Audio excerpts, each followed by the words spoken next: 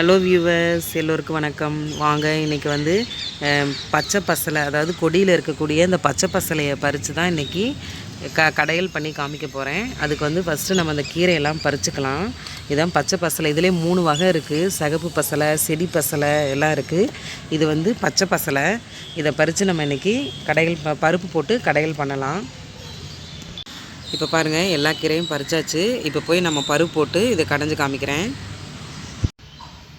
இப்போ பாருங்கள், இந்த பசலைக்கீரையை வந்து கழுவிட்டு நல்லா பொடியாக கட் பண்ணியாச்சு. ஒரு பெரிய தக்காளியாக ஒரு தக்காளி எடுத்துக்கோங்க.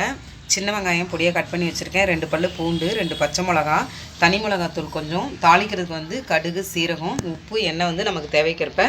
இப்போ வாங்க இது எப்படி செய்கிறதுன்னு பார்க்கலாம்.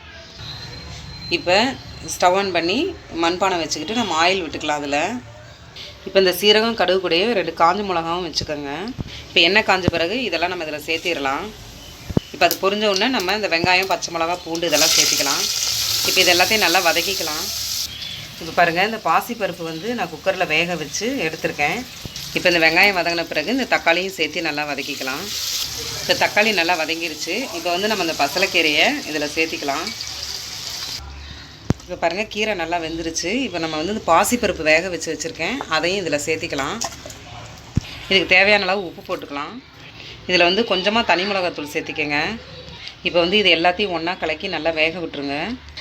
இப்போ இந்த கீரை கடையில் வந்து நீங்கள் ரொம்ப நேரம் வச்சு சாப்பிடணும்னு நினச்சிங்கன்னா அதில் ஒரு துளி வந்து புளி போட்டு நம்ம கடைஞ்சிக்கலாம். இது வந்து நான் புளி போடாமல் தான் இதை கடையிறேன். நம்ம வந்து இந்த மண்சட்டிலே வச்சு இந்த பருப்பு மத்தை வச்சு ஒரு கடைஞ்சி விட்டுறலாம். இப்போ பாருங்கள், பசலைக்கீரை கடையில் ரெடி ஆயிடுச்சு. இந்த பசலைக்கீரை பாருங்கள், ரொம்ப உடம்புக்கு நல்லது. இதில் வந்து நீர்ச்சத்து அதிகமாக இருக்குது. இது வந்து வருஷம் முழுவதுமே கிடைக்கக்கூடிய கீரையாக இருக்குது. இதில் வந்து விட்டமின் ஏ, சி, இரும்பு சத்து, இது கால்சியம் சத்து எல்லாமே இதில் நிறைஞ்சிருக்குது. இது வந்து கண் பார்வை கூட நல்லது தான். இது வாய்ப்புண்ணு இருந்தாலும் இது சாப்பிட்டா நல்லா குணமாகும். நீங்களும் இதே மாதிரி கீரை வந்து செஞ்சு பாருங்கள். இந்த பசலைக்கீரை கடையில் வந்து ரொம்பவே நல்லாயிருக்கும். இந்த வீடியோ உங்களுக்கு பிடிச்சிருந்தா லைக் பண்ணுங்கள், ஷேர் பண்ணுங்கள், சப்ஸ்கிரைப் பண்ணுங்கள். கூடவே இருக்க பெல் பட்டன் அழுத்துங்க, கமெண்ட்ஸ் பண்ணுங்கள்.